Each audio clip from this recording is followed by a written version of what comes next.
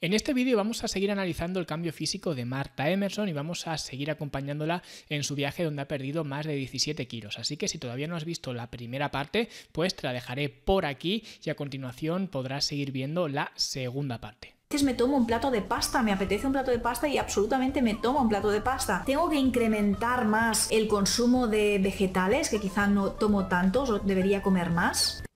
Esto es algo también bastante interesante, ¿no? El tema del consumo de vegetales. Y esto, bueno, es algo que también podríamos hacer todos la reflexión, ¿no? De si estamos consumiendo los suficientes vegetales. Pero aquí, claro, cuando encima estás tonteando, digamos, con dietas bajas en carbohidratos, ya sean cetogénicas o bajas en carbohidratos en general, donde los estás limitando los carbohidratos a propósito, realmente, ¿de dónde estás obteniendo la fibra? Y esta es una pregunta que hago a todo el mundo, ¿no? Vale, tú estás con una dieta baja en carbohidratos, vale, ¿y la fibra de dónde viene? Y esto es algo interesante porque realmente mucha gente se obsesiona, por ejemplo, con el consumo de proteína o de carbohidratos en este caso, o de lo que sea, y todo el mundo se obsesiona con ese tipo de cosas que realmente no son un problema porque no hay déficit de ese tipo de cosas, de ese tipo de ingredientes o ese tipo de macronutrientes o lo que sea. Sin embargo, el consumo de fibra sí que está muy por debajo, el consumo de fibra medio, digamos, sí que está muy por debajo de lo que debería ser. De hecho, el consumo de fibra medio más o menos creo que está en unos 15 gramos diarios, me parece, cuando el mínimo que se marca suele estar entre unos 30-35 gramos diarios. Es decir, estamos por debajo de la mitad, o básicamente en la mitad, de lo que deberíamos consumir. Y si encima estás restringiendo a propósito fuentes de alimentos que contienen fibra y encima estás consumiendo pocos vegetales, ¿vale? Sí que he mencionado que, bueno, que consume frutas y quizás puedas obtener pues fibra de las frutas, de los frutos secos, de las semillas, no lo comenta específicamente, pero básicamente es como poner palitos en las ruedas. Si ya es complicado, ya deberíamos incrementar el consumo de fibra, reducir de forma consciente los carbohidratos y encima mantener una cantidad baja de verduras y vegetales, para mí no resulta ser el plan más inteligente básicamente por eso, porque necesitamos aumentar el consumo de fibra. Ejercicio físico. El ejercicio físico, lógicamente, es fundamental, pero yo tengo que decir que es... Y aquí realmente, como dice Marta, el ejercicio físico es fundamental en un cambio físico, valga la redundancia. Sin embargo, a mí en lo personal me gusta más referirme no a ejercicio físico, sino a entrenamiento. ¿Por qué? Porque aunque técnicamente pueda ser lo mismo, las connotaciones que tiene el entrenamiento y el ejercicio físico son diferentes. El ejercicio físico es más aleatorio, es más banal, ¿no? Pues si hoy quiero hacer ejercicio, pues oye, pues salgo a correr o me voy a hacer una pachanga de fútbol o me subo en la bicicleta y me doy una vuelta o lo que sea. Sin embargo, el entrenamiento tiene un aura, un marco de constancia, de progresión, de planificación, y todo eso es a mí lo que me gusta realmente inculcar a mis clientes, ¿no? El hecho de hacer entrenamientos y no simplemente hacer ejercicio, ¿vale? Porque esa es un poco la diferencia entre ambos términos. Un ciclista no va a coger la bicicleta y se va a ir a dar una vuelta. Un ciclista va a coger la bicicleta y se va a ir a entrenar. Pues es un poco, digamos, el mindset, ¿no? La mentalidad que a mí me gusta inculcar a la gente, el hecho de entrenar y no solamente limitarse a hacer ejercicio. Es algo que, a pesar de que he ido haciendo ejercicio físico durante todo este año, no lo he hecho con constancia y no lo he hecho realmente con la estrategia que debería haberlo hecho. Yo creo que si hubiera intentado hacerlo todo de golpe, me hubiera estresado un poco más, ¿no? Como que te agobias un poco de tanta cosa que quieres cambiar y al final te cuesta. Y esto realmente que dice Marta es totalmente cierto de nuevo. Es decir, hay mucha gente que el hecho, claro, de tener que cambiar tu alimentación, tener que cambiar tus hábitos diarios, tener que cambiar también tus hábitos de sueño, que en este vídeo me parece que no lo menciona, pero también se debería mencionar el tema de la recuperación y el descanso. Tener que cambiar todo esto y encima empezar a hacer ejercicio o a entrenar, pues muchas veces puede sonar algo abrumador de tantas cosas que tenemos que hacer. Sin embargo, creo que también el problema viene porque nos ponemos demasiada presión sobre nuestros hombros y nos pensamos que, bueno, que hay que hacer ejercicio o entrenar todos los días. Todos los días, aunque sea media hora, una hora o lo que sea, pero tenemos que hacer ejercicio porque queremos mejorar nuestra figura, queremos vernos mejor, sentirnos mejor, ¿no? Y realmente esto sí que es una receta para el desastre, porque partes de no hacer nada, no sé el background deportivo que pueda tener Marta, pero si eres una persona sedentaria, que partes sin ningún tipo de actividad física previa y empiezas a hacer todos los días porque simplemente consideras que como tienes que hacer ejercicio y que eso es bueno para mejorar, digamos, tu cambio físico, pues lo tienes que hacer y punto. Pues eso sí que te puede llevar a sentirte muy agobiado. Sin embargo, el hacer, por ejemplo, pues 1 o 2 sesiones de entrenamientos a la semana, digamos que no va a ser la panacea, no es lo ideal, ni mucho menos, pero ya es 1 o 2 sesiones más de entrenamiento de lo que estabas haciendo anteriormente, es decir, estás haciendo más, y hacer 1 o 2 sesiones a la semana es pues muy asumible para cualquier persona, incluso una persona pues muy ocupada como seguramente sea ella. Entonces, digamos que muchas veces esa presión no viene de tener que hacer ejercicio, sino que viene de obligarnos a hacer ejercicio cada día, porque si no estamos fracasando, y eso es un error. Por eso digo que una flexión es mejor que 0 flexiones, ¿no? Es un poco una frase que digo muchas veces, y en este caso aplica porque pues no hace falta que tengamos que, digamos, obligarnos a hacer ejercicio cada día.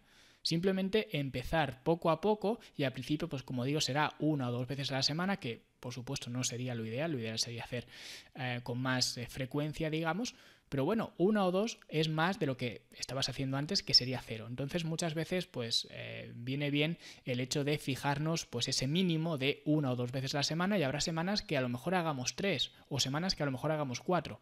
Pero si otra semana hacemos una, pues oye, estamos cumpliendo ese mínimo. Así que es una forma de ir progresando y poco a poco ir integrando el entrenamiento dentro de nuestro estilo de vida, que es un poco lo que se busca. Yo he invertido en algunos procedimientos también que me he hecho. Lo más importante es una liposucción para la zona de las pistoleras, lo que se llama las pistoleras, como los cowboys, ¿no? Que sacan las pistoleras en la zona precisamente de la cartuchera, ¿no? De aquí. Esto es una zona que es muy difícil quitar, es algo genético, también no tienen todas las mujeres, aunque tengan. Esto que comenta es cierto de las caderas, ¿no? Las cartucheras que comenta. El hecho de que sea genético es verdad, digamos que la distribución de grasa corporal es variable en cada individuo. Sí que es cierto que hay cierto consenso, digamos, entre la distribución de grasa corporal entre hombres y entre mujeres, digamos, entre sexos, sí que es bastante estable, es decir, los hombres pues acumulamos más grasa corporal en la zona media, en la zona del abdomen, y las mujeres pues por norma general mucho más en las caderas y en los glúteos. Pero dentro de cada individuo, seas hombre o seas mujer, vas a tener una distribución de grasa, digamos, personal. Entonces sí que es verdad pues que en su caso, si es lo que dice, pues seguramente sea cierto que pues en la zona de las caderas es donde tiende a acumularse más grasa corporal. Engordes, hay muchas mujeres que simplemente no lo tienen, que se engordan y mantienen simplemente su figura, pero tienen más grasa. En mi caso se me creaba, bueno, pues 2 bolas, esto es genético, ¿verdad? Se te crean ahí 2 bolitas y es muy difícil de quitar esa forma, ¿no? Aquí lo que comenta, que realmente es muy difícil quitar esa forma, y es lo que ocurre con la grasa corporal rebelde, que llaman algunos, ¿no? Que es esa grasa corporal que cuesta tanto de quitar. En su caso, pues serían las cartucheras, como ella misma dice, pero realmente cada persona tiene esa grasa rebelde en distintas zonas. Entonces, ella, por ejemplo, ha optado por un proceso quirúrgico, ¿no? La liposucción, para eliminar esa grasa de esa zona. Sin embargo, yo quiero apuntar que básicamente, aunque esto sea genético, el tema de la grasa rebelde, dónde está localizada esa grasa rebelde, tiene que ver esa grasa rebelde un poco por los factores de los receptores alfa y beta, ¿vale? Porque son los receptores de las catecolaminas. Entonces, las zonas donde tenemos más receptores beta, que esto, claro, no lo comenta Marta y no tiene por qué comentarlo, porque ya digo, no es su ámbito de trabajo, ¿no? Pero bueno, básicamente donde tenemos más receptores beta, digamos que esas zonas se favorece la movilización dentro de esas zonas, y donde tenemos más receptores alfa, pues digamos que la irrigación sanguínea también es más complicada y por tanto pues es más difícil perder grasa de esas zonas. Por eso hay zonas donde nos cuesta tanto perder grasa. Sin embargo, toda esa grasa es posible de perder, ¿vale? Lo que quiero comentar es que la salida a esto, ella ha optado por la liposucción, no tengo nada en contra, digamos, pero quiero dejar claro que la salida no es hacer una liposucción o cualquier otro proceso quirúrgico o lo que sea. Básicamente porque Sí que es cierto que tú no puedes elegir de dónde pierdes grasa corporal, ¿vale? No se puede perder grasa localizada, aunque bueno, esto habría que matizarlo un poco, pero en general no se puede perder grasa localizada. Estaría genial que nosotros pudiéramos elegir, oye, pues quiero quitarme grasa de aquí o de donde sea, pero no podemos hacerlo, porque ya digo, esto digamos obedece a factores genéticos, como he comentado antes, de receptores alfa y beta. Sin embargo, sí que es verdad que conforme vamos perdiendo grasa corporal, primero vamos perdiendo la grasa corporal de zonas más fáciles de perder, pero luego después vamos perdiendo las zonas, grasa corporal de las zonas más complicadas. Por tanto, sí que podemos perder grasa corporal de aquellos sitios que nos incomoda tanto. Lo que pasa que obviamente tenemos que ser mucho más pacientes porque es la grasa que más tarda en irse. Y al contrario igual. Es la grasa donde primero se acumula. Entonces entiendo que pueda ser frustrante para muchas personas, hombres y mujeres, porque bueno, cada uno tendrá sus zonas un poco conflictivas, pero quiero dejar claro que esa grasa corporal se puede perder. Que sea más fácil o más difícil, como dice ella, depende más de cuestiones genéticas que otra cosa. Pero que poderse hacer se puede hacer. Entonces lo que quiero decir en este breve comentario es que la salida no es tanto buscar un proceso quirúrgico, sino a tener más paciencia y lógicamente pues entender también que, ya digo, la genética juega un papel fundamental y que quizás no te merece la pena el hecho de estar sufriendo porque no puedes eliminar una pequeña cantidad de grasa corporal que se acumula en cierta zona. Forma así como triangular, y eso realmente no me gustaba nada. Lo he tenido siempre, aunque como siempre he sido muy delgada se notaba menos. Al ponerme más peso se me notaba mucho la cartuchera, ¿no? Claro, eso es lo que comentaba, que al final tú puedes tener zonas donde pues acumules más grasa corporal, ¿vale? Y como dice ella, cuando estaba más delgada eso se notaba menos, porque obviamente había menos grasa corporal. En el momento en que empiezas a acumular grasa corporal, como he dicho antes, esas zonas son las zonas conflictivas, entre comillas, entonces es donde más grasa se acumula y por tanto, digamos, la discrepancia se va haciendo cada vez más y más grande y por eso pues cada vez te va molestando más esa zona en concreto, porque notas que esa zona localizada, digamos, es la que más te va creciendo. Y por eso cada vez te va incomodando más, te va angustiando más y es lo primero que te quieres quitar. Pero como he dicho antes, no va a ser lo primero que te vas a quitar. De hecho, va a ser lo último que te vas a quitar. Entonces, un poco para que lo tengamos en cuenta todos nosotros, porque como digo, todos nosotros tenemos pues nuestras zonas conflictivas, ¿no? Y a nivel de celulitis, tampoco he tenido nunca, pero sí que cuando subí de peso ya sí que tenía celulitis en toda la zona, ¿no?, de las piernas, lo típico, ¿no?, las zonas más habituales. Al perder el peso durante todo este año, o sea, me ha reducido mucho visiblemente la celulitis también. Esto es lo que yo también comenté en un episodio del podcast hablando precisamente de la celulitis. Y realmente la celulitis está muy relacionada con el nivel de grasa corporal. Obviamente, si ella ha perdido una gran cantidad de grasa corporal, pues obviamente a nivel visual la celulitis también ha reducido mucho. Pero al final lo que tenemos que entender con la celulitis, y es lo que explicaba en ese episodio, es que según las cifras, entre el 80 al 90% de las mujeres, no recuerdo si era el 80 o el 90, pero el 90% de las mujeres va a tener celulitis a lo largo de su vida. Por tanto, el intentar hacer o convertir la celulitis en un enemigo, a mí me resulta un poco ridículo, básicamente porque ya digo, entre el 80 y el 90% de las mujeres van a sufrir, entre comillas, la celulitis en algún momento de su vida. Sin embargo, ¿qué ocurre? Que paralelamente a esta estadística, que es bastante consensuada, vemos en las redes sociales que ninguna mujer tiene celulitis. Entonces es normal que para las mujeres el hecho de tener celulitis no sea algo normal, sino que sea algo que se deben de quitar, que ellas consideren como que no deben tener ahí. Porque en teoría cuando entras a Instagram o donde sea, tú no ves a nadie con celulitis, no ves a ninguna mujer con celulitis. Entonces, cuando tú te miras al espejo y ves que tú sí que tienes celulitis, lo que piensas es que el problema lo tienes tú. Y no te estás dando cuenta de que realmente el tener celulitis es algo normal. No estoy tampoco abanderando una campaña pro celulitis ni mucho menos. Sin embargo, lo que quiero comentar es que el problema real, el problema de fondo no está en la celulitis, sino en la grasa corporal o en el exceso de grasa corporal. Y por tanto, como dice Marta, cuando perdió los kilos que perdió, la grasa corporal que perdió, la celulitis se redujo mucho. Pero más allá de eso, no hay por qué etiquetar a la celulitis como algo malo. Otra otra cosa que a mí me ha funcionado muy bien, pero que sé que es controversial y que hay mucha gente que no le funcionará y que no lo debería hacer. Pero a mí es fundamental para mí. Y es medirme todos los días. Y ya sé que la gente estará en los comentarios: Marta, esto es fatal hacerlo porque entonces te obsesionas y además todos los días pues hay fluctuaciones, hay días en los que pesarás más o medirás más que otros por la retención de agua. Bueno, en realidad, esto que hace Marta, ¿no?, de medirse todos los días, y aquí quiero hacer una distinción entre lo que es el peso corporal y las medidas corporales. Ella menciona que hace las dos, se pesa cada día y se mide cada día, lo cual, ya digo, el peso corporal lo voy a dejar al margen, pero quiero hablar especialmente de las medidas corporales. Básicamente, además del tiempo que te quita el hecho de estar midiéndote todos los días, digamos que el hecho de medir tus contornos corporales es simplemente para tener una referencia temporal con la cual poder comparar, ¿vale? Es decir, yo me tomo las medidas hoy, me las tomo otra vez dentro de 2 semanas y digamos comparamos entre el punto inicial y el punto final, ¿vale? O el punto anterior y el punto presente.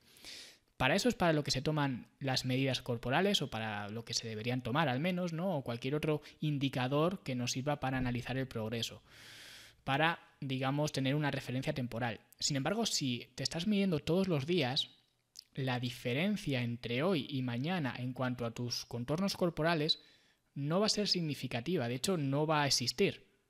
Por tanto, a mí me parece un poco pérdida de tiempo, ya no tanto que te obsesiones o no te obsesiones, como comentaba ella, sino que a nivel práctico me parece perder el tiempo. Entonces, realmente no es algo que yo recomiende hacer. Sí que recomiendo tomar los contornos corporales, es un hábito muy bueno, pero no recomiendo hacerlo a diario. Pero ya digo, no por el tema de obsesionarte ni nada, simplemente porque para mí es un poco perder el tiempo. Entonces, incluso es mejor que esos 15 minutos o 10 minutos que tardes en medirte, pues los emplees en hacer ejercicio, algo que comentaba que no había sido lo suficientemente constante, aunque sean 10 minutos, pero serían 10 minutos mejor empleados que el estar midiéndote constantemente. Entonces, yo sí que recomiendo medir, simplemente recomiendo una medición más espaciada en el tiempo, porque volviendo a la analogía con su trabajo, si por ejemplo, pues ella, digamos, yo le delegara a ella pues mis campañas publicitarias, ¿no?, porque ella entiendo que hace este tipo de cosas. Si empezáramos una campaña publicitaria, ya sea en anuncios en YouTube o en Facebook o donde sea, ¿no?, estoy seguro que ella no estaría cada día midiendo pues el tráfico que ha venido, el que no ha venido, los clics, etcétera. Simplemente pues dejaría reposar la campaña durante un tiempo prudencial y luego después, cuando haya pasado, como digo, un tiempo prudencial, analizaríamos lo que ha ocurrido. Pero no podemos esperar que cada día tengamos que analizar para hacer cambios, para ese tipo de cosas. Tenemos que dejar un tiempo prudencial para que pues vaya llegando tráfico, vaya respondiendo el mercado, se vaya optimizando las campañas, etcétera. Pues esto es un poco lo mismo. Si te mides todos los días, no vas a obtener prácticamente diferencia. En el caso del peso corporal sí que es diferente, y de hecho hice un vídeo recientemente en YouTube hablando de esto, que sí que me parece interesante el hecho de pesarte todos los días, o al menos, si no todos los días, de forma frecuente, pero no por el hecho de pesarte de forma frecuente, sino por el hecho de poder sacar tu peso medio. Porque de nuevo, el peso corporal, al igual que las medidas corporales, no deja de ser una referencia temporal. Entonces, para tomar esa referencia temporal, y como bien apunta ella, aunque de forma sarcástica, pero las fluctuaciones del peso corporal sí que son mucho más frecuentes que las fluctuaciones de los perímetros corporales. Entonces, sí que tiene sentido pesarte de forma más frecuente y en un punto temporal sacar ese peso medio del periodo. Por ejemplo, si lo hacemos a nivel semanal, yo me peso pues 4 o 5 veces por semana, o incluso los 7 días de la semana, y llega el domingo y lo que hago es sacar el peso medio de todo el periodo, de toda la semana. Y yo tengo el peso medio ahí apuntado, y luego la semana siguiente vuelvo a hacer lo mismo. Me peso, pues si quiero, todos los días, como dice ella, o 4 o 5 veces a la semana. Llega el siguiente domingo y hago otra vez el peso medio. Entonces ya puedo comparar el peso medio del domingo anterior con el peso medio de este. Y ya tengo dos referencias temporales, que es, como digo, lo que se busca con los análisis de datos, con los análisis de variables, en este caso del peso corporal y las medidas corporales. Y ya digo, es exactamente lo mismo, tanto en contornos corporales como en peso corporal, solo que con las fluctuaciones del peso corporal pues sí que tiene más sentido hacerlo de forma más frecuente, incluso diaria, como apunta ella. Pero las medidas corporales sí que no recomiendo hacerlo de forma diaria y recomiendo hacerlo, de hecho, de forma bisemanal o como mucho semanal. Pero más allá de eso, pues no perdería el tiempo en estar midiéndome cuando no voy a tener ese, digamos, ese feedback o esos datos que necesito para analizar el progreso. Todos los días hacerme la medición, ¿vale? De medir cuánto mido. No tengo por qué apuntarlo todos los días, pero sí hacer... Por ejemplo, esto no tiene por qué apuntarlo todos los días, entonces realmente sirve un poco a motivos más emocionales, psicológicos o como lo queráis ver, pero realmente, desde un punto de vista racional, el hecho de estar midiéndonos debería servir para comparar y analizar en un lapso de tiempo determinado. Por lo tanto, si no lo apuntas, no tendría mucho sentido. Es decir, a mí no se me ocurriría, por ejemplo, medir la cintura o medir el contorno que sea y no apuntarlo, porque entonces, ¿con qué lo voy a comparar si no lo estoy apuntando? Por eso digo que a lo mejor a ella, a nivel psicológico, a nivel emocional, pues sí que le venía bien el hecho de estar midiéndose o pesándose o viendo las fotografías y demás, pero a nivel práctico, para lo que realmente se usan esos datos, no tiene sentido hacerlo de forma diaria, porque ya digo, no tienes esa correlación temporal. Luego también, cuando quieres realmente comerte eso que no te puedes comer porque estás en momento, no de mantenimiento, sino de pérdida de peso, para mí sí que es importante es que si realmente quiero tomármelo, ya he hecho todas mis tácticas, ¿no? Y que realmente quiero tomármelo, para mí es decir, pues me lo tomo con intención, es decir, sin sentirme culpa, me lo tomo. Y después por la noche compenso al día siguiente, ¿no? Pues a lo mejor alargando un poco más mi ayuno o comiendo. Aquí estoy en parte de acuerdo con ella, es decir, si vas a comerte algo, hazlo sin culpa, porque el problema que tiene mucha gente es eso, que se come algo que está deseando de comérselo y el problema no es que se coma ese algo, el problema viene después, porque se siente culpable por haber traicionado sus principios, su dieta o lo que sea, ¿no? Entonces al final acabas teniendo problemas psicológicos por haberte comido pues un bollo de chocolate o lo que sea. Entonces, si vas a comerte algo, hazlo sin culpa. Ahora bien, lo que comenta después sí que no estoy nada de acuerdo. ¿Por qué? Porque ella comenta el hecho de, bueno, pues me como esto y luego ya compenso después. Y esto es una perspectiva muy peligrosa. ¿Por qué?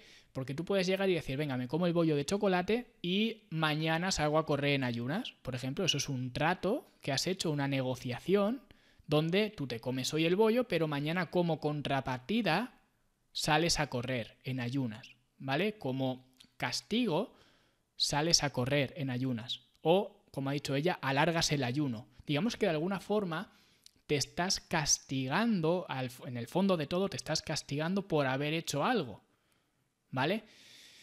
Y aquí ya podríamos estar hablando de, bueno, ¿qué diferencia hay entre, lógicamente hay mucha diferencia, voy a decir una burrada, pero es para que se vea, ¿no? ¿Qué diferencia hay entre, bueno, me como hoy el bollo de chocolate y mañana salgo a correr, a me como ahora el bollo de chocolate y ahora me voy al baño a meterme los dedos y echar el bollo de chocolate, que es lo que hacen los bulímicos, ¿no?